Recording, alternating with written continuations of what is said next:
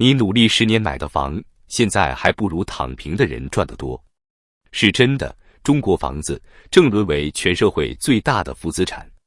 过去的中国，房子是信仰，是婚姻的刚需，是一辈子的梦想。而现在的中国，房子却成了压垮年轻人的最后一根稻草。2025年的春天比任何一个冬天都冷。国家统计局刚刚公布数据，2025年一季度，中国房地产百强企业销售额同比下降 9.8%，3月份单月下降幅度更高达 10.6%， 连续36个月，二手房价都在下跌。这不再是短期震荡，而是深层结构的塌陷。年轻人不结婚、不生育、不买房，整个中国楼市正在坠入无底洞。结婚率暴跌 20%， 创1978年以来最大跌幅。根据中国民政部统计，2024年全国结婚登记数仅610万对，同比下降 20.5%。相比2013年巅峰时期的1346万对，已经缩水一半以上。2025年前3个月，全国结婚登记数为181万对，较去年同期减少 15.9万对。今年5一原本应该是结婚旺季，但婚礼订单竟然腰斩。据财经专家张平披露，各地婚庆公司的5一婚礼订单量普遍下滑超过 40%， 婚纱租赁生意也惨淡，仅为2019年的 60%。 中国最喜庆的行业之一变成了最冷清的生意。背后的原因很简单，彩礼20至30万起步，婚宴10几万打底。3线城市房价仍高达100万元，1、2线更是200-300万起跳。一个普通的男孩想娶一个老婆，需要倾家荡产，再背上一屁股债。而即便做到了，对方也未必愿意嫁。这不是脱单，这是脱层皮。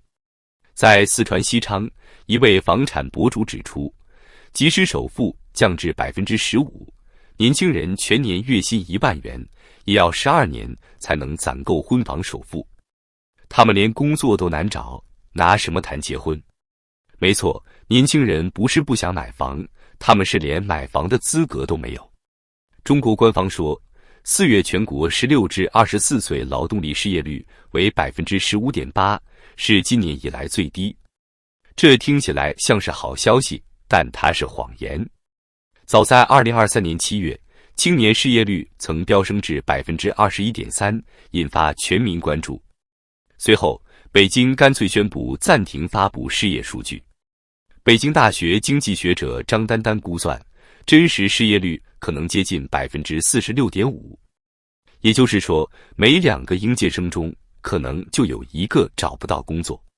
更讽刺的是，2025年高校毕业生人数将再创新高，达到1222万人。他们被安排进入灵活就业、送外卖、开网约车，在拼多多上刷单，或者干脆全职儿女。这群人原本是中国的未来，现在却连自己的生活都难以为继。买房、结婚、生娃成了奢侈到不敢提起的梦。他们不愿躺平，而是被现实逼得趴下。婚房不再是刚需，年轻人不再进场，楼市自然一地鸡毛。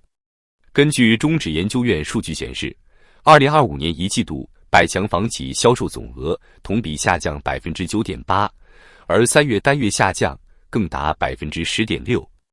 这是房地产寒冬的真实写照。你还记得那个疯狂的时代吗？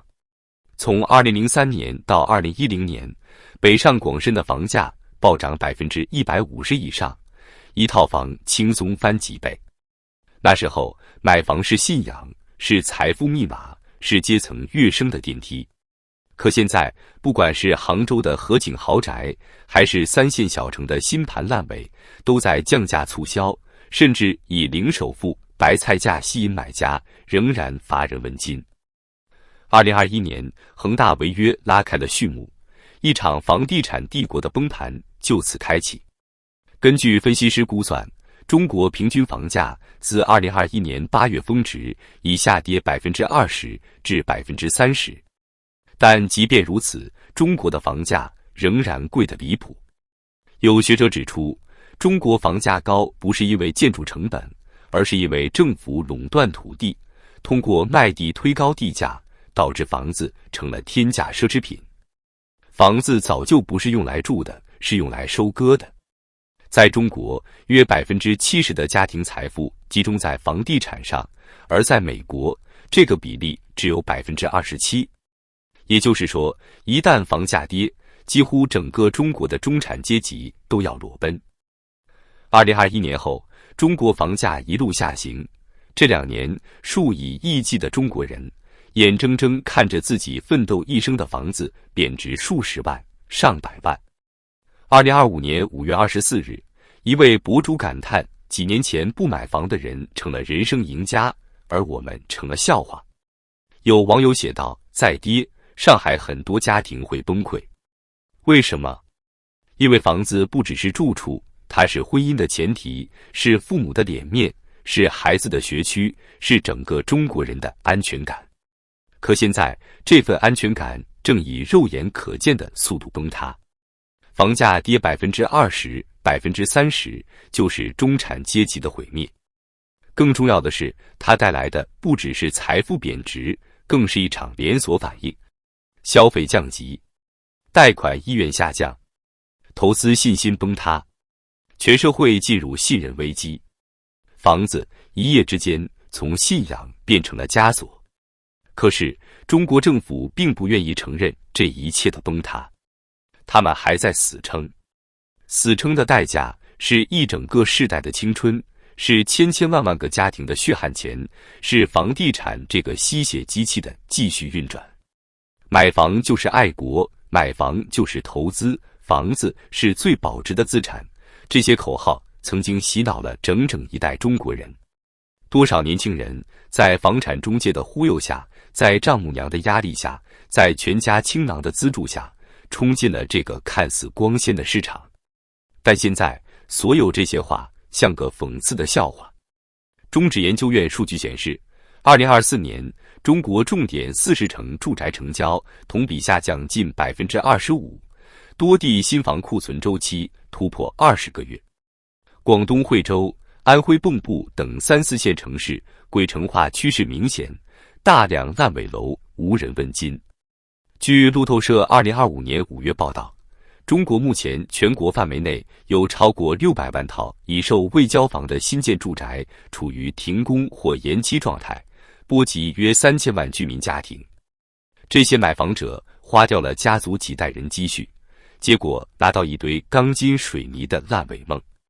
有网友说的特别扎心，以前是你买不起房，现在是房不配你。是的，不是不想买，是看透了，寒了心。中国房地产已经不再是避风港，而成了吞噬希望的黑洞。年轻人不结婚、不生娃、不买房，看似是在躺平，其实是最彻底的抗议。他们用沉默否定了整个体制的合法性。当一个社会无法给予年轻人稳定的工作、看得见的希望、有尊严的生活，年轻人当然也不会再为这个社会接盘。这是温和的革命。他们不喊口号，不上街游行，只是选择不参与。而这种退出的后果是全面的、深层次的。房地产连续3年下跌，市值蒸发超过40万亿人民币，中产阶级财富缩水，社会信心崩溃，城市财政失血，地方政府债台高筑，建筑行业相关岗位减少超过1200万个，年轻人就业意愿低，结婚率跌破历史低点，出生率全球倒数第一。这是一个系统性崩塌的预兆，不只是房地产。而政府的对策是什么呢？发债、降息、印钱，继续放水，继续灌溉这片已经枯死的土地。房价还会再跌吗？很多人都在问这个问题，答案是还没到底。因为整个市场的供需关系已经彻底反转。据中国房地产报统计，截至2025年4月底，全国累计空置住宅套数可能已突破8000万套，足以容纳2.3亿人居住。而与此同时，中国总人口正在快速萎缩，2024年出生人口跌至820万，创下新低，死亡人数则高达1120万。这是典型的人少房多，甚至是房多到荒谬。当年轻人不想结婚，不敢生娃，不愿买房，谁来接盘这些钢筋水泥的墓碑？楼市只会继续向下调整，直到泡沫被彻底戳破。这场房地产危机不只是年轻人的困境，也是整个中国资本市场的信心危机。曾经的房产信仰就像茅台酒一样坚挺，只涨不跌。但如今开发商暴雷，楼盘烂尾，房价连跌，贷款违约，购房人断供，一切都像多米诺骨牌一样崩塌。恒大、碧桂园、融创、世茂，一个个龙头企业倒下，背后是成千上万个家庭的血泪控诉，甚至银行都开始害怕房地产了。据央行数据显示，截至2025年第一季度，全国房地产相关贷款余额同比下降 6.2%， 是近15年来首次出现负增长。